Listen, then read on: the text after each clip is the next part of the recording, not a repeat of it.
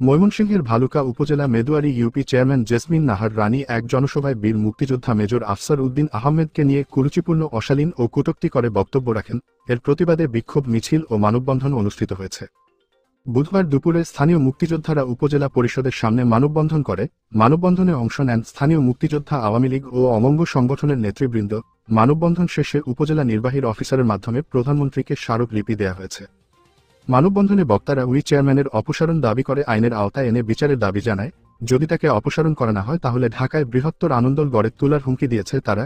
মানববন্ধে বক্তব্য রাখেন সাবেক এমপি আলহাজ কাজিম উদ্দিন আহমেদ ধনু, মুক্তিযোদ্ধা সন্তান সংসদ সন্তান কমান্ড কাউন্সিলের মহাসচিব মোহাম্মদ শফিকুল ইসলাম সহ অনেকেই।